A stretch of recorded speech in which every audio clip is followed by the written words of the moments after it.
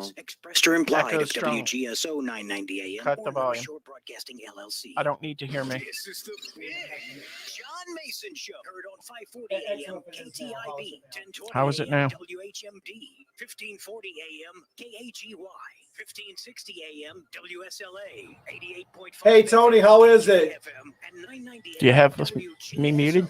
Come talk to Big John about the big ideas of the day in a convivial atmosphere. He's a real conservative, not one of those country club Republicans. He's pro-family, pro-education, pro-business, pro-life, pro-Second Amendment, and he loves his mama too. Now here's your host, the big guy himself, John Mason. Hey guys, thank you for joining us. Today is June 22nd, 2021. And as always, we've got a pretty jam-packed show. If you're watching along on Facebook, you've probably noticed that I am in some broadcasting from some new digs. I am at the What's Your Passion Agency studio, which is really nice. Let me move out the way a little bit and let you feast on the logo. And these are some really nice spacious digs. They've got a 4K camera, so you can see even more of me. I'm not sure that's a good thing or not, because I do have a face for radio, and I got a spiffy new banner. So a special thanks to the What's Your Passion Agency for lending me their fine studio. I need to see if I can get some commercials from them, man. Okay, now today we've got, as always, a lot to talk about, and the phone number is area code 504-556-9696. That's 504-556-9696. And if you want to email me, and I'll be talking about some of the emails I got today, it's jmason, that's a letter J, not the word, JMASON, at WGSO.com. All right, and today I want to talk about truth. Because, you see, I'm an attorney, and I've run for office, so I guess I'm a would-be politician. And I do this show in my spare time, so I'm also a journalist. And when you ask people today, what are the least honest professions, what are people going to say? Well, they might say used car salesman, but they're going to say politicians lie, they're going to say lawyers lie, and they're going to say journalists lie. And these are very low trust professions.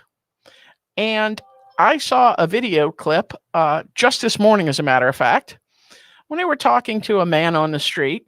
And he says, you know, if I don't watch any kind of news or mainstream media, I'm uninformed. He says, but I really feel like if I do watch the mainstream media, that I'm misinformed. And to me, that's why local news shows, regardless of whether or not they focus on politics, are so important. I mean, shows like Moon Griffon, The Big John Mason Show, Ringside Politics with a Punch, they focus more or less on local issues. We do some national stuff, but they present the news from a conservative perspective. And I've got an article that I want to talk about today, and I want to present it from the liberal point of view and from the conservative point of view, and talk about what's more truthful, which one is more truthful, because I'm going to be presenting numbers, and numbers are facts, but it's the presentation that influences you. Now, by the way, yesterday we had a caller, Rusty, who mentioned that he looked up one of the articles I was talking about, and he did his own research. And I got an email from a liberal listener, and I have plenty of those, especially if I do a pro-life show. I get all kinds of emails, several of which are really nasty. But this lady, who is very liberal, she said that is one thing that she has checked several of my articles, and that she has come to trust that I'm at least telling the truth. She still doesn't agree with me, but at least she thinks I'm telling the truth. And ladies and gentlemen, that's important. As Rusty said yesterday when he called, he verified that information. And I understand if you are out there with a full-time job or multiple part-time job and you got kids, There's only so much time in the day to get your news. There's only so much time in the day to do your own research. And where you go to get your news and information influences your worldview. And I'm really proud and honored that even though I'm in 3 professions that are not highly rated for honesty, that even liberals say, well, look, I don't agree with you, but I trust you're telling me the truth. I've verified that these articles exist. And while I may not agree with your opinion, which is fine, because this is America, I tell my family members whenever they disagree with me, this is America. You have a right to be wrong. Yeah, that's a joke. I'm implying, of course, that I'm always right. And no, I'm not always right. There's only one perfect human being, and humanity killed him because he said we should love one another. But no, I am proud to have earned your trust. Now, back during the campaign, uh, one of my political opponents got on stage and called me a liar to the room because I reported that a certain a certain website reported something, and that was 100% true. The newspaper, the website, did report it. Whether the contents is true is a different story. And you say, well, that's a legalistic argument. No, it's not. If a newspaper or a website publishes something, and I tell you, hey, they published it, I promise you they did publish it. You may not like my analysis. You may agree with it. You may disagree with it. You may love my analysis. But I promise you it's true. What I'm really trying to say here is thank you so much for continuing to watch and patronize the show. And thank you for the trust. Even if you're on the other political side of the aisle, I'm telling you the truth as close as I can get to it. So let's take a look at this story. And let me present it from the way it's written, which is pretty much a liberal point of view. And then let me counter with the conservative point of view. And you decide which one is more correct, which one is more truthful. And this was published by New Orleans' very liberal newspaper, the Morning Advocate, The Advocate, formerly the Times-Picayune. More than 160,000 signed up for Louisiana vaccine lottery so far. Here's the drawing schedule. So let me read you some snippets from the article. A total of 160,376 signed up to participate Monday to win prizes up to $1 million as part of the Shot at a Million campaign at the state launch to reward COVID residents who have been or will soon be vaccinated against COVID-19. Registration for the drawings began at noon, and 61,580 people had signed up in the first hour. Wow, 61,580 people in the first hour. Okay. For a while, the Louisiana Department of Health were receiving about 500 signups per minute. Well, that's a lot for a state agency. And the department crossed the 100,000 mark by 2 p.m., said Kevin Litton, a department spokesperson. Okay, those are numbers, folks. It's fact. And if you read that, I don't blame you for jumping to the conclusion or coming to the conclusion, but that's a lot of people. People are stampeding to get into this lottery. More than 160,000 signed up. 61,580 people in the very first hour. 500 signups per minute. Clearly, this is something that a lot of people are excited about. Or is it? That's the liberal point of view. Now, the newspaper journalists are generally supposed to present the news. This is listed as a news piece, not an opinion piece. But you get the idea from that's a lot of people. People are beating down the doors to sign up to get in this lottery. It doesn't say it's an opinion piece, and those are all facts. So all that must be true. Well, is it? Let me cover that from a conservative point of view when we come back. Can't believe the first segment's already over. Right here on the Big John Mason Show, broadcasting from the What's Your Passion Agency studios. My name is Eric Shine, and my program is Maritime Matters. It's on Wednesday nights at 7 p.m. Listen in.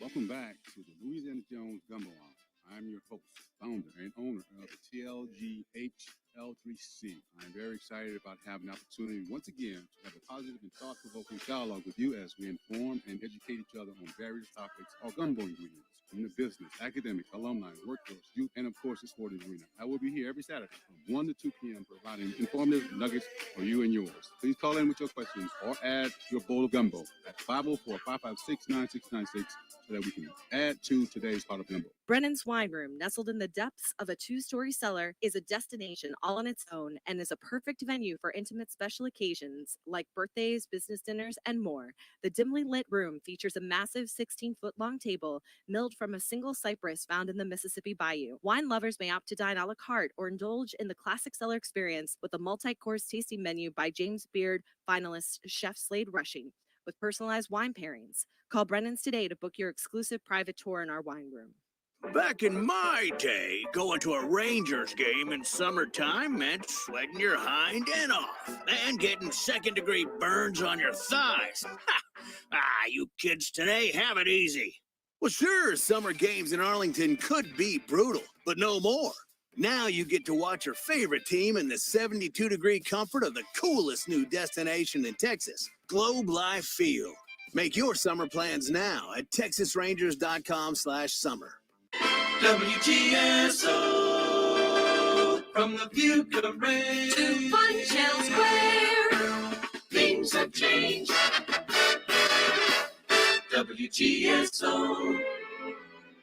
Do you know what it means to love New Orleans? Celebrating 75 years, we are the community voice of the Crescent City. WGSO 990 AM. This is Roland Priesthorn with Nola Town Bible Study. Let's get back to Bible study. Please join us every Tuesday night from 7 p.m. to 8 p.m. right here on WGSO 990 AM. Enjoy your next happy hour with Roz and the Rocks. Thursdays at 7 p.m. on WGSO 990 AM. Hi, we're the Goo Goo Dolls. We're fortunate that our daughters have what they need to grow and learn. But that isn't the case for nearly 13 million kids in the U.S. that struggle with hunger. Childhood hunger is a heartbreaking reality that Feeding America is working to change. Each year, the Feeding America network of food banks rescues billions of pounds of good food that would have gone to waste and provides it to families and children in need. You can help kids in need in your community by visiting feedingamerica.org. Brought to you by Feeding America and the Ad Council.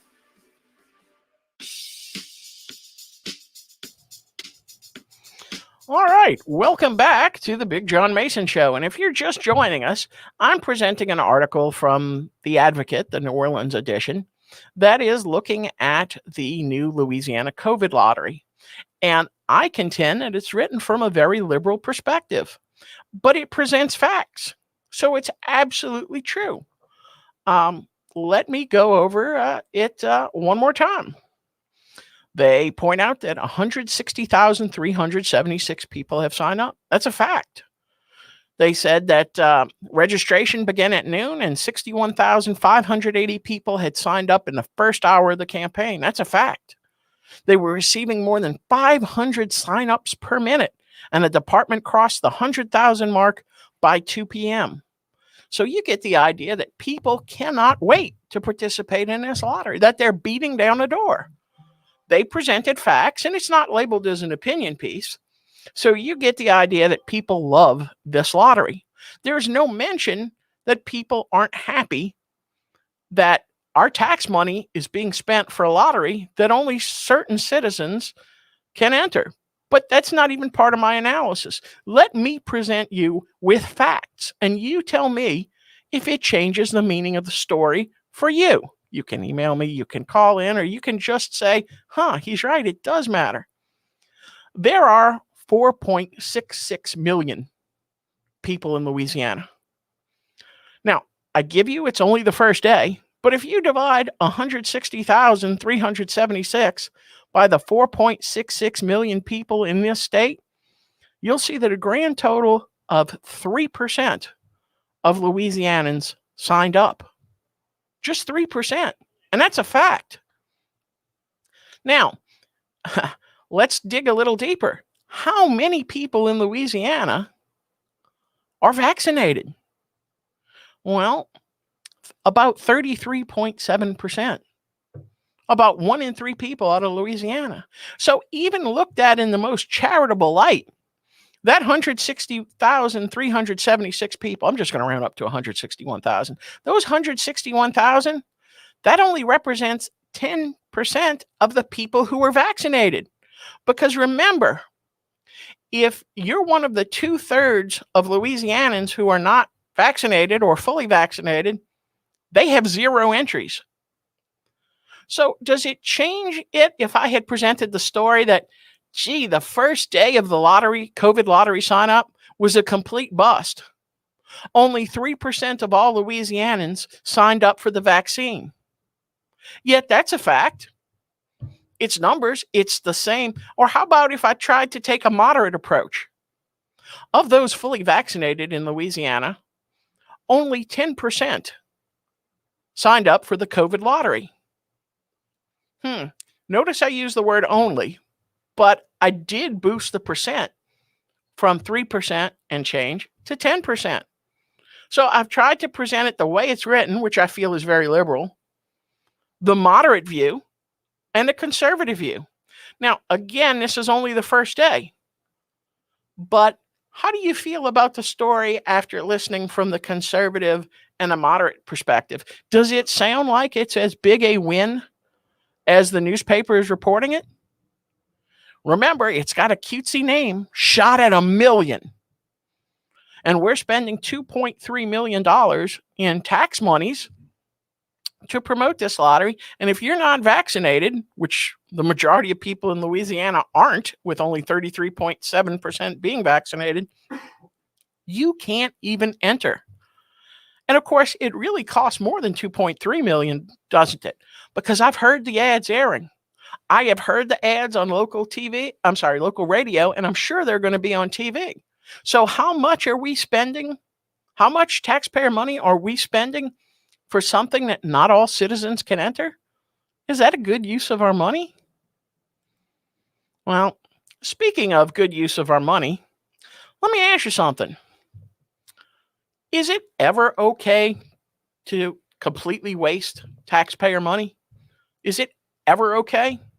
We know it happens. Humans aren't perfect. Systems aren't perfect.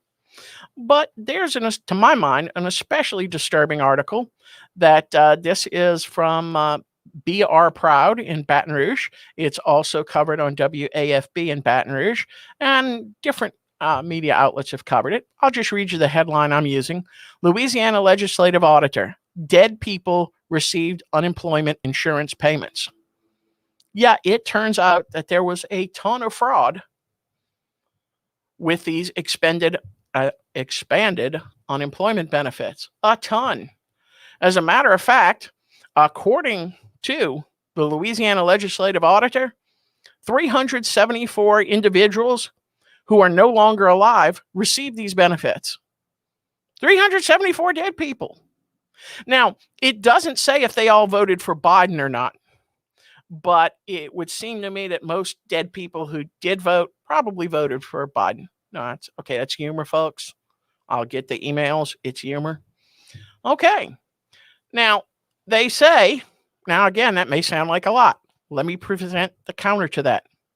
They said that amount represents 0.013% of the approximately $8.57 billion in unemployment benefits paid out by LWC between March 2020 and April 2021. So I admit it's a small percentage, but that makes it okay. It makes it okay to give taxpayer money to dead people just because it's a small percentage. I mean, we should be trying to cut this out. Now, the Louisiana Legislative Auditor said that $337,007 should have been prevented by the current LWC controls that are in place. In other words, the current controls, if they had been properly followed, if they had been correctly adhered to, $337,000 of taxpayer money would not have been sent out wrongly. 123,194 could have been prevented if LWC conducted a weekly match with the Louisiana Department of Health's death data instead of a monthly match. Ladies and gentlemen, how hard can that be? Instead of once a month checking the death records, check them once a week. Most of this is computerized. It's not like they go through with a list by hand and scratch them off with a Sharpie. So is it okay that this was wasted? Is it okay that $337,000 of your money is gone because they did not follow the guidelines they had in place? Is it okay that about $125,000 is gone because we only check up with the death roll once a month instead of once a week? Don't get me started on checking the people who have died versus the voting list. Do not get me started. But there's a line in here that really bothers me. According to the Louisiana Legislative Auditor, $629,091 in payouts could not have been prevented. What? Why couldn't it have been prevented? Was it sent out like the day they died? In other words, I understand that, yeah, sometimes, the checks have been printed and mailed and you die while it's en route. But you're saying that more than half of that went to dead people could not have been prevented? Doesn't that seem a little high? Doesn't that seem like something you'd like to know? But it's a very short article. It's only about a page long, and they don't even address that topic because research is hard. So, yeah, it's an interesting article, but there's very little depth to it. And, of course, I can't give you depth on something that I don't have. Well, let's turn to something that's a little more cheerful. There is some good news if you are a Louisiana assessor. Like the tax assessor or someone that assesses property value. I'm quoting from the Associated Press here because I didn't see a lot of local coverage on this. So I'll read you the headline. Edwards signs Louisiana assessor car allowance bill into law. Well, let me read you the first line, and we'll talk about it because this segment's almost over. Time flies when you're having fun. All of Louisiana tax assessors can now give themselves car allowances up to 15% of their salaries under a bill signed into law by Governor John Bell Edwards that will authorize the parish officials to pocket an extra $20,000 or more annually. Wouldn't you like to give yourself a $20,000 a year raise? Well, if you're an assessor, you can now. All right, we'll finish up our analysis on the flip side. Thank you so much for watching The Big John Mason Show. We'll be right back.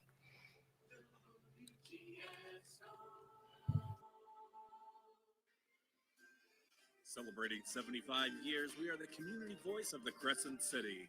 WGSO 990 AM.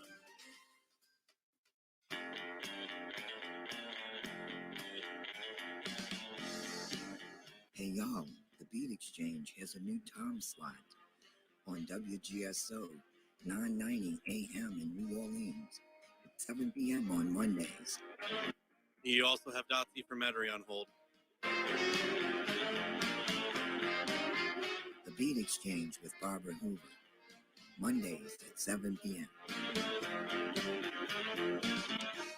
Looking to make a difference in your community this year? Let New Orleans Habitat help.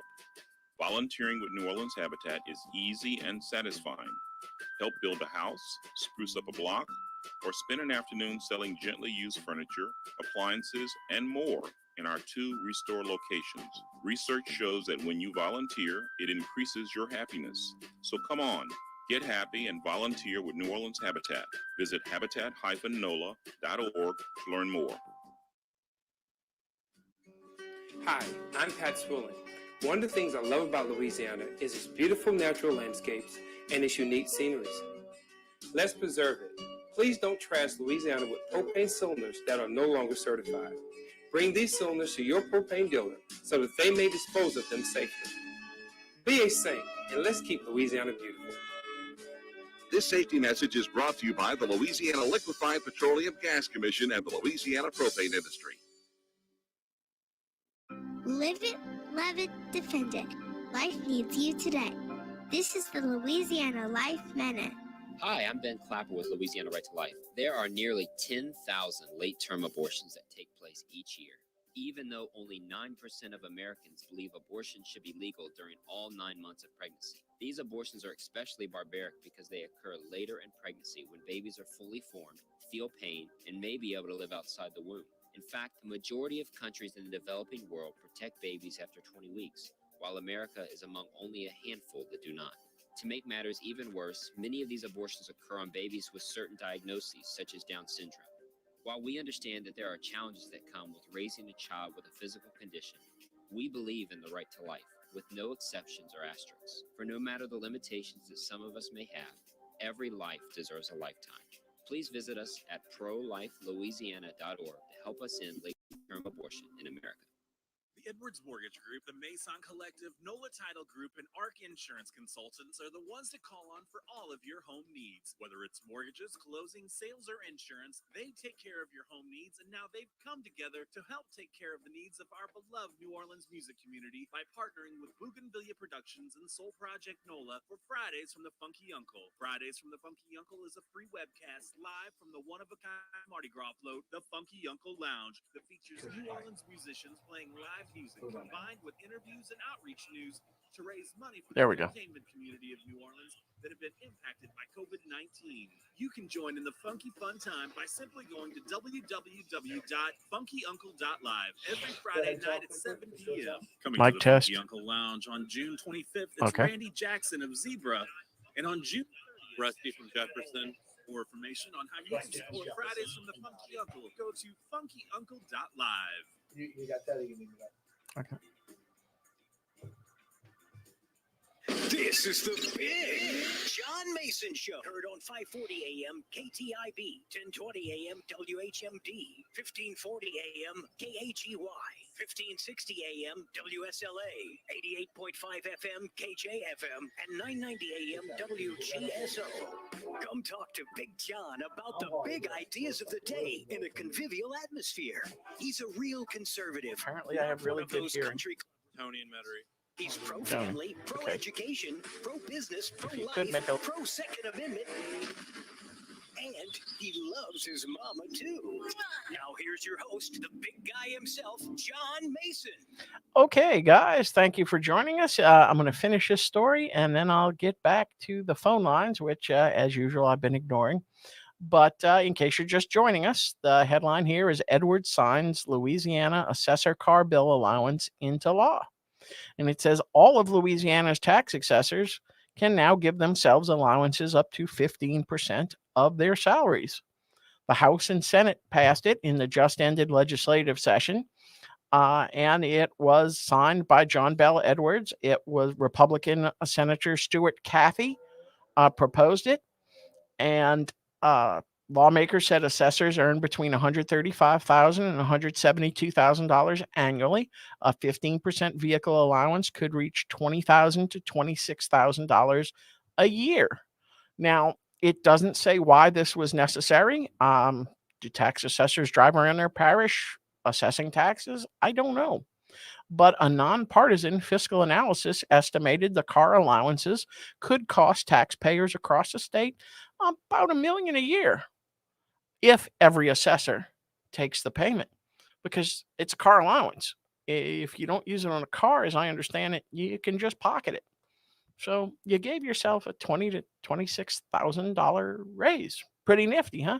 All right, let's see. I think Miss Dotsy is first in line. Hey, are you with us, Miss Dotsy? Hey, John, I love your enthusiasm. Liberal Dan has been on hold the whole time. I don't know if you guys forgot him. Oh, gosh. He's coming. She's here. Callers are echoing. I would walk in and be like, but you know what? You need to worry about, even with your family, you need to worry about God, what God thinks of you. And you seem to have that enthusiasm. But with you Republicans, okay, I'm independent. At 18, I registered as independent. I was a little bit, I didn't know what to do. You're too young to remember this, but the Vietnam War tore families apart. I was caught between my mother and my father. I was beaten up on both sides. I said, they came up with register independent. I've never felt the need to change because I looked at both sides. And I had a very public job once. My first job was working at the Fairmont Hotel on the front desk. And I spent actually accidentally 2 hours talking to somebody. His name was Frank Church. You're probably too young to remember him. He was probably the last really good Democratic person. He was a senator. He was incredible. But I think you people who are Republican locally and nationally need to maybe put C, RC, COLA, or whatever, because Republicans are just as bad now. We had one good Democrat in Louisiana, John Milkovich, and he really... Sadly, Miss Dotsy, it does seem like the lines between Republican and Democrat blur every day, and it just becomes all about the money, and the people are forgotten. People like you should go RC. I'm a Republican, but because, dear Witter Lee, Miss Lee is a Republican. Yeah, I understand that too. I pride myself on being a conservative first and a Republican second. It's the principle that's important, not the party. Instead of another party, a third party, maybe y'all should go RC. Republican conservative. Who's crookedder than River Road, who's Republican. It's really sad. But people like you are, frankly, what's going to keep America alive. So I really Well, thank you very much. That's a lot of weight, but Big John can carry it. A lot of weight. RC. I'll take that in mind. Thank you so much. Thank you so much for your kind words, and thank you for the call, Miss Dotsy. Okay, he must have heard me talking about him. We got Rusty on the line. Yes, John, are you there? I'm here.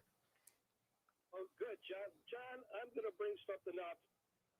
You seem like you touched on Texas, I think, yesterday, and this might be a question for your legal show on Saturday, but I'm going to bring it up to you now because I think it's pertinent to what's going on in our country. Right now, Texas is talking about protecting its borders. Right now, there was a discussion on Jeff Torres' show, and he had a guest named Josh Bernstein on there, and he was discussing, debating with the caller, that goes under the title Liberal Dan, who has control of the border. Now, I know you practice law, and I don't believe it's constitutional law, but whether you can talk about it now or on Saturday, I'm wondering who has the right? If the federal government decides to let all these people in at the border, does the state have a right to say no? I mean, do you know anything about constitutional law? I do know a little about constitutional law, and our system is unique in that while the federal government is dominant, it's a co-sovereign system, but this is a better topic for the law show. So we'll check with Richard, and we may talk about this a lot on Saturday because Florida has actually sent deputies to help Texas. Okay, then I'll wait for your answer on Saturday. Okay. All right. Let's keep going on the phone lines. I think we've got Tony and Metairie. Hey, John. Hey. Big John.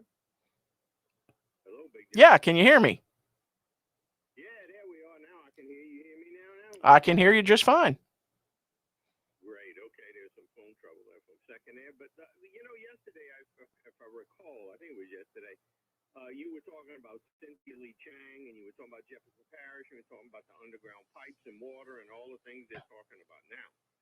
But one of the things, I don't know if you remember or not, whether you were in Jefferson Parish at the time, do you remember when we replaced all the sewage treatment plants and pipes and pumps and everything?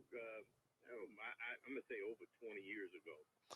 I vaguely remember that we were doing that. Yeah, I sure do. Yeah, and it was EPA funded because we had to comply with new EPA regulations, and they shut down all of the power plants and built a new one over there on that expressway over there, and they consolidated and they pump all the doo-doo to that one plant. That's how it all gets done and stuff. So everything, I don't know where the idea that they were saying something like the stuff is 50 years old and that kind of stuff, that's not true. Well, you could have individual pipes that are 50 or 60 years old. You know, when a politician speaks, they can make it broad enough that it could be true. Well, now I will say, because I worked for 4 years at the water department buildings on Jefferson Highway there at Arnold and stuff, and that plant goes back to I want to say maybe the late 20s and stuff. And I met guys who were there that were when it opened. I met guys who knew where pipes were underground since the 30s and stuff. Because back then, contractors didn't put pipes in. The parish hired people and staff installed everything. And yes, there are pipes that have been underground for decades and decades of time and stuff and everything. But I don't think that there's any evidence to prove whatsoever that those pipes have deteriorated or anything like that. If it has, then we'd be having the mass of things. I think that when we had this problem that they had at West Napoleon the other day that went on for a while, which is something due to soil erosion. And the pipe came out the joint, and that was it. And so then they decided to replace the long length of it and make it seem like a big drama, which is typical when you're trying to engage in alluring to get money from people and make the scenario seem worse than what Yeah, I agree. And at least she said this probably should have been done years ago. But like I said yesterday, how long has she been in office? She wasn't elected in 2020. parish president just a little while, but she's been in office for over a decade if you take all the other subservient positions she's been in. Yeah, and we have people on the council right now that were on the council last term. So apparently it didn't occur to them either. Well, true. She was my council person one time, and then they what do they call it? Repositioned the district, and she went to something else, and they didn't even send me a notice that it was done. And and when I called the office about something, she said, "Oh, I'm not your council person anymore." Well, why would you want to inform the voters who their council person is? You might actually call and want something. We can't have the people asking politicians to do things. Right. But see, my expectation, like I'm hearing you talking about the people up in the state of Louisiana, and I've called many times over the last 50 years. I've probably engaged with these people over, and you know what they do? Nothing.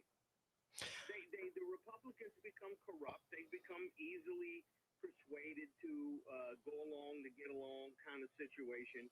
Morals, ethics, and virtues are mirages. They're like a fog to these people and stuff.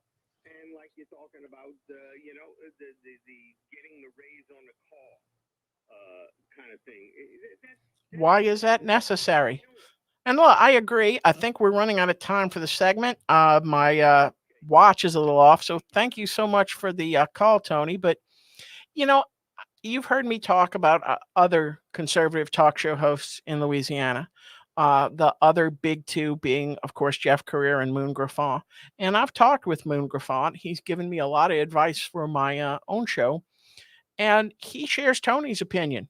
He says that we're going to reelect the same people over and over and over again, that there's nothing we can do about Clay Scheck-Snyder. There's nothing we can do about Paige Cortez. There's nothing we can do about Kyle Ardoin or Bill Cassidy. And, Mr. Tony has been around a long time. Jeff's been around a long time. Moon's been around a long time. I'm relatively new to the political field, but I haven't had the idealism beaten out of me, and I doubt I ever will. I think that if enough people get angry, we can change it, and that this is our time.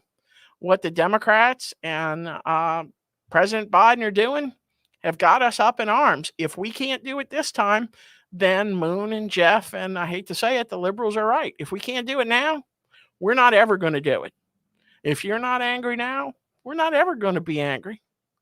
Okay, again, I'm not sure how much time I have left in the segment. So if I have to, I will carry him on through the break. But I think we've got the man, the myth, the legend, Liberal Dan on the line. Hey, Dan, are you there? I'm here. Good afternoon. How are you? It is another day in paradise. Yeah. So I can talk about what the 10 seconds. Okay, wait, I got 10 seconds. So I tell you what, Dan, please hold through the break and we'll pick up with you. Thank you guys for staying with the Big John Mason Show. Love it, defend it. Life. Hey, are y'all not doing cues over there? Because you were late last time also. Hi, I'm Ben Clapper with Louisiana Right to Life. It may be Hold hard on, to believe, sit- but for every 100 abortions in our nation, there are only 2 Say, adoptions. say that again. What you said? We're not doing cues. Are you not doing cues? Because I'm giving you all the cues and you were late the past 2 breaks. And you took a caller with like 15 seconds left. I'm just trying to make sure. Yeah, we didn't hear you when you said it. That's we didn't hear you. You're really low. So text me if you can.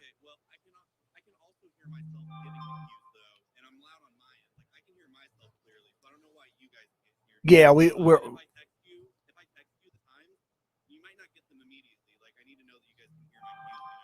Oh, okay, no problem. All right. We're working on it. I'm just trying to figure out what's the issue.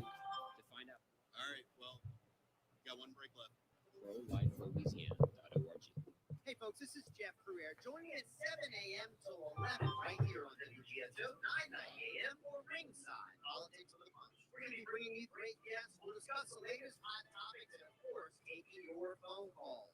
On Tuesday, WGSO host Eric Shine checks in with us. Ringside All-Star Michelle Hurst joins us. Tell them it's a We'll lighting discuss issue. January 6th and what happened to those arrested with investigative reporter And remember, I showed you that because you're kind of in the corner where you're at. 7 to 11 on WGSO. You can provide the life Who sent that? of a quality education. What are my friends? I'm telling them, hopefully it's the lighting. Yeah, we're working on it. Tell them it's your first show here. We're working on it. All right. 95% of donation to AIDS scholarships directly funds a deserving child scholarship, and you receive a 95% tax credit through the Louisiana Tuition Donation Grant. To learn more, call Parker Dupree at 504-710-1132. The lawyer I'm filing the papers for says he needs copies. So that might take a little while. I mean, I'm still willing to go eat. Okay. He needs copies for. He needs copies of some files. Oh, so you gotta get the copies. All during our Thursday show, Roz the Rocks at 7 p.m. right here on WGSO 990 a.m. And Louisiana lawyer co-host You should be coming back. fellow Louisiana licensed attorney Richard Wolf every Saturday from 10 a.m. to 2 on WGSO broadcasting live. Mike's not muted. Hey folks, it's Jeff. And Mimi. Join us Mondays at 5 p.m. For He Said, She Said. where we discuss And debate the hot topics of the day. This is Roland Creason with Nola Town Bible Study. Let's get back to Bible study. Please join us every Tuesday night from 7 p.m. to 8 p.m. right here on WGSO 990 a.m.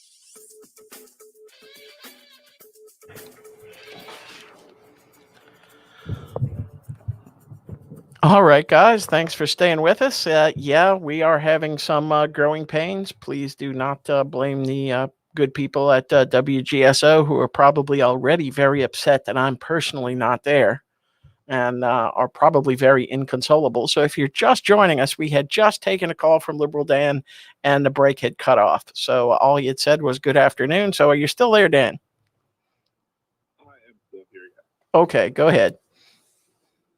So the on the numbers thing, numbers can be very. I was reading one book. I forget who it was by, but what stood out to me was what the author was more of the fact that in one part of the book, the author decided to use the number 500 million something happening, but in another part of the book, the person used 500 million. Now we both know that's the same number, but it's saying 500 million. I think he was being Okay, no problem. This is because it's 500 million instead of using millions. Billions or a billion is 1,000 times more than a million, so it's Right, more, even though it's exactly the same. So with the whole lottery thing for getting a lottery for your shot, it maybe was a lot more than was anticipated for a single day. I think It's possible, but they could have told us that. And like I said, I tried to be fair and say this is only the first day. There's still 18 more days that you can sign up, folks, and maybe a lot more. But you and I both know that normally enthusiasm is at its highest the first couple of days. Sure, but so you have, well, let's say you have like even more than 10% of all people who've gotten the vaccine one on the first day. Now we've had more than 10 days of available vaccines, so the rate in which those people sought the entry into this lottery was larger, faster than the rate of them getting the shots. But what I think will be the ultimate measure as to whether or not, this whole, lottery thing was successful will be how does it impact the overall total. So like if the intent here is to get more people vaccinated, and we will see, if we will see if how much does it go up from 33%? Is it going to go to 40 to 50%? Is it because there's a shot at winning $100,000 or $1 million? Then it'll be a success in the eyes of the people who want to get more shots if that happens. Well, yeah, and it's going to be very interesting to see that. And I'm wondering, I hope they do keep statistics on if you got vaccinated just for the event. I'm very curious to see how this works out. Probably for the same reasons that you are. We're just approaching it from different sides. Yeah, I do want to, look, I will tell you flat out, even if the only people that if it only gets like a midget of people to go get a vaccine, because that's the intent is to get more people vaccinated, and the vast majority of the people who sign up for it are the people who were already vaccinated, then I would say that it was a bad idea. It was a failure because it didn't do the intended goal. So now. I don't know. So we might agree that it could be a waste of money if you only attract the people who are already in it instead of attracting. Now, I'm not even in it. I'm vaccinated, but I went through the Novavax vaccine trial, and that's not included in the list of eligible vaccines. So I don't know whether or not I'm actually eligible. So the experimental vaccines don't count. It had to be Johnson & Johnson, Moderna, or Pfizer. As far as I've read in the terms, yes, that is correct. I have personally reached out to the governor's office to ask to see if people who are fully vaccinated under that Novavax trial, if they are also, especially because Novavax is actually showing pretty darn good efficacy compared to the other ones when it comes to what it protects against and what it doesn't. But numbers can be manipulated all the time. Like but some people who want to say how dangerous the virus is will say, well, 600,000 people have died, and 600,000 people, seems like a lot of people to die. Of course, the people who don't want to make it a big deal will say, well, it's only 0.2% of the population, or whatever the math is. And they're both correct. It's how you present it. And I'm sure you've heard the joke that 91.36892% of all statistics are made up on the spot. Exactly. I have heard that. I've heard different numbers sometimes. But well, that's because I just made it up. I know. Real quickly, if you have time, the point that I made on Jeff's show the other day about that you might want to bring up on the law show is the fact that because the federal government is given the power to over the borders, like naturalization, immigration, because the federal government has power over the borders, as such, it is not a power retained by the states via the 10th Amendment. And as such, states have no authority to build a wall on the border because the power of the border is in and of itself belongs to. Under that argument, Dan, New York and Connecticut had no right to stop you at the border and see if you were from a state that was heavily COVID infested and turn you around. Yet they did. Co-sovereignty is a really technical topic. And it makes a difference if you're talking national border, state border. It is a big, highly involved topic.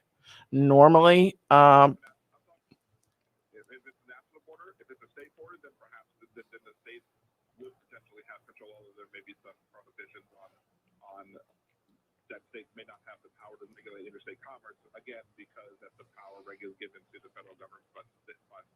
But it's a separate part of it. It's a different power, regulate interstate commerce versus international crossing of borders between our border and between our country and other countries or other countries to us. But specifically for the topic, does Texas have the authority to build a wall on the border to prevent people from crossing the border? I would say no, they do not have that authority because that power is given to, Well, I will check with my co-host Richard, and if he's willing to talk about it on a legal show, we can do a breakdown on that. As always, thank you very much for the call, Dan. I would like to, let's see, we got the phone lines are still lit up. We got, it's apparently the WYP studios attracting callers. All right, we got the Cajun Buccaneer on the line. Hey, Cajun, you there? I can hear you.